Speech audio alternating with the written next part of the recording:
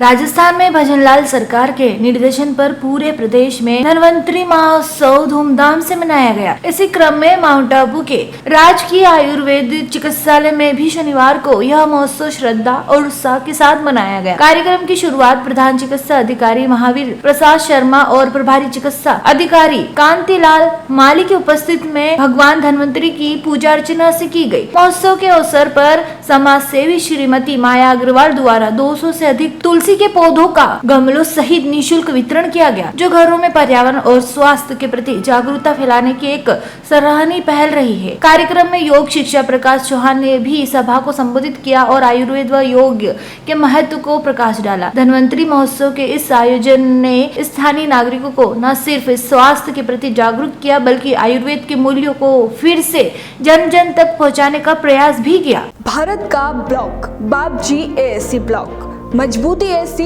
Steel जैसी, न रेती न सीमेंट न तराई की है झंझट। भारत का नंबर 1 ब्लॉक आईएसआई व आईएसओ मार्क से प्रमाणित भी है। एमपी राजस्थान का सबसे अत्याधुनिक plant.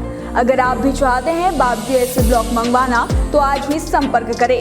Jhanjharwada industrial area, Neemuch, Madhya Pradesh. Contact number screen पर मेंशन है, जल्दी संपर्क करें। धन्वंतरी की जयंती, धनतेरस, रूप चौदस यानी आपके सौंदर्य के लिए, और दीपावली यानी कि आपका शरीर स्वास्थ्य जगमगाता रहे और राम राज्य आए, और उसके बाद में गोवर्धन पूजा और छठ मैया की पूजा, इन सभी की हार्दिक शुभकामनाएं।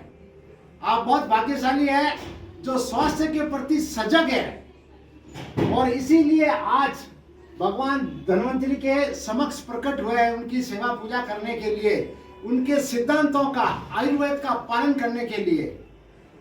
हम भारत देश के अंदर रहते हैं तो हमारे को सबसे बड़ी देन है योग, और दूसरी देन है आयुर्वेद, और तीसरी देन है प्राकृतिक चिकित्सा।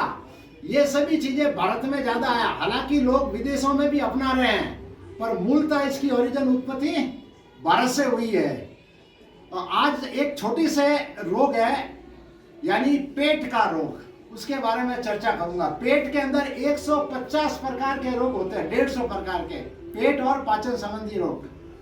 मोटे मोटे कारणों के अंदर देखें तो एलोपैथी के अंदर क्या बोलते हैं, ये बैक्टीरियल है, ये वायरल है, ये फंगल है, ये प्रोटोजोअल है, ये कीड़ों से है, ये उससे है। और उसके अलावा और बहुत सारे कारण होते हैं। उन कारणों के अंदर सबसे पहले पानी अशुद्ध, शुद्ध पानी नहीं है, उसके साथ में बैक्टीरिया जा रहे हैं, और उसके साथ में ई कोलाई जा रहा है, और उसके साथ में सीवरेज की गंदगी जा रही है, और वही पानी हम लोग पी रहे हैं, तो उससे फिर पेट की बीमारियां हो रही है।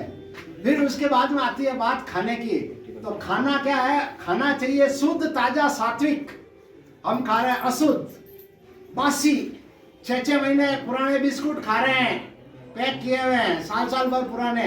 मैदे की चीजें खा रहे हैं, पाम ऑयल खा रहे हैं, घटिया, जो अमेरिका और कई देशों में तो बैन हो रखा है। घटिया किस्म का तेल खा रहे हैं, उस तेल के अंदर बने हुए तले हुए पदार्थ खा रहे हैं। तो स्वास्थ्य कैसे बनेगा? चीनी खा रहे हैं, मांस, हर मिठाइयों के अंदर चीनी, कलरफुल हरे लाल पीले केमिकल खा रहे हैं, वो जाकर के शरीर के अंदर जमा हो जाते हैं।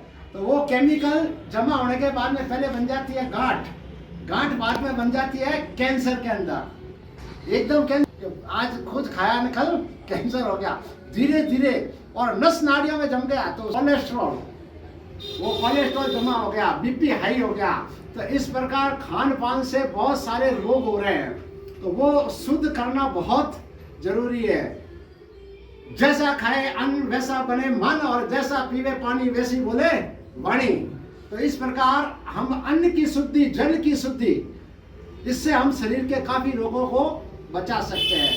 आज कॉमन के अंदर तो एसिडिटी, उल्टी, दस्त, कब्ज, कोलाइटिस और ये सारी रोग हो रहे हैं। पर उसके अलावा हर एक अंग के अंदर देखेंगे, जैसे पेनक्रियास के अंदर देखेंगे तो इंसुलिन कम बन रहा, तो ये मधुमेह हो गया। पेट के अंदर देखेंगे, थोड़ा सा अपन ने गलत सोच लिया, छोटी मोटी बातों का विचार कर लिया, तो एसिड का सिक्रेशन ज्यादा हो गया, ये बन गई साहब हाइपर एसिडिटी। फिर धीरे धीरे जाकर के एक अंदर अल्सर हो गया, छाला हो गया, फिर उसके बाद में जाकर के उसमें छेद हो गया और उसके बाद में जाकर के कैंसर हो गया। ये ऐसे धीरे धीरे धीरे धीरे रोग फैल रहे हैं। तो इसीलिए हमको क्या करना है, हेल्दी नाश्ता करना है, जिंदा नाश्ता। जिंदा नाश्ता कोई जीव जंतु को मार के नहीं खाना है। ये जो जीव जंतु को मार के खा रहे हैं, सड़े हुए मांस, मछली, वैसा नहीं खाना है। जिंदा होता है जो अंकुरित हो सकता है, जैसे अंकुरित अनाज होता है। या मैं एग्जांपल के लिए बता देता हूँ कि ये देखिए, ये नाश्ता है जो अभी भगवान को भोग लगेगा। इसके अंदर बायो है ना, अवेलेबिलिटी है।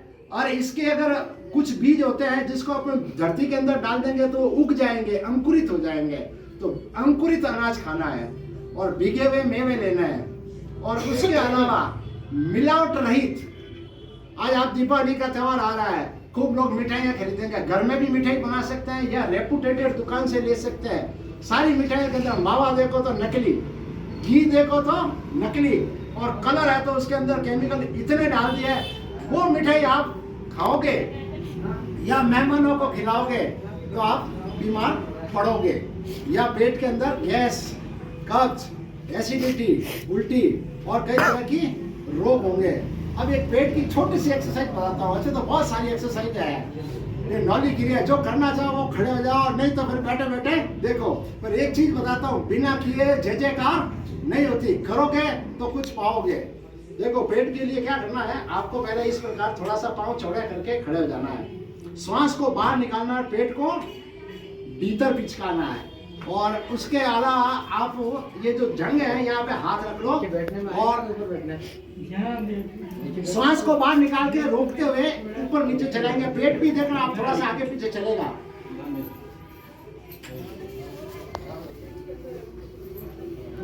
इसी प्रकार अपनी श्वास लेकर के पेट को आगे पीछे चलाएंगे। नौली क्रिया का पूर्व अभ्यास होता है।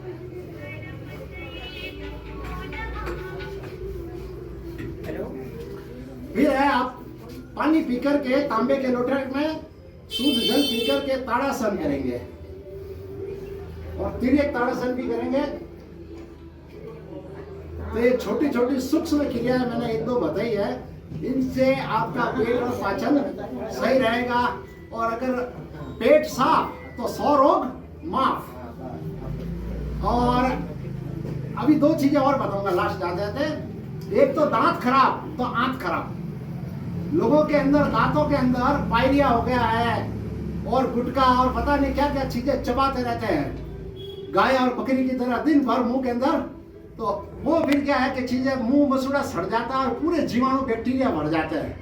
और वही बैक्टीरिया जाकर के आगे पेट के अंदर रोग पैदा करते हैं, अंदर इन्फेक्शन करते हैं हाथों में और बैक्टीरिया बनाते हैं। दूसरा, हाथ। ऐसे तो हम बहुत साफ सफाई रख लेते हैं, पर कोई भी चीज कहीं भी आई फटाफट खानी शुरू कर देते, क्यों? अपन चम्मच कांटों से कम और हाथों से, खाना हाथों से बनाते हैं और खाते भी हाथों से हैं। तो हाथों को अच्छी तरह धोएंगे।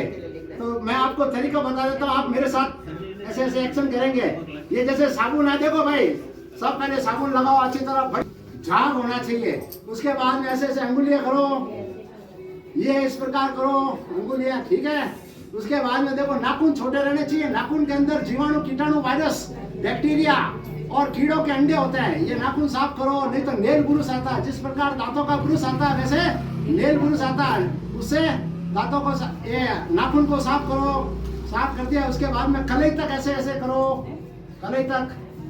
अब बढ़िया रगड़ दिया, साफ हो गया, नॉर्मल है तो साबुन पानी सफिशिएंट है। और हमारे जैसे हॉस्पिटल वाले हैं, कोई बैक्टीरिया गंदे छीले वीले लगाते हैं और ड्रेसिंग वेसिंग काम करते हैं तो सैनिटाइजर थोड़ा सा स्प्रे करते हैं। ये हाथ साफ हो गया। अब अपन साफ हाथों से कुछ भी खाना खाएंगे तो गंदगी अंदर नहीं जाएगी। हमारे सबके, मेरे साथ बोलेंगे, हमारे सबके है स्वास्थ्य का राज, रोजाना धुलते हैं साबुन और पानी से हाथ, खाना खाने के पहले, शौच जाने के बाद। तो इस प्रकार आप स्वस्थ रहे, व्यस्त रहे और मस्त रहे। जय हिंद, जय भारत, जय धन्वंतरी भगवान की जय। माउंट आबू से अनिल एरन की रिपोर्ट।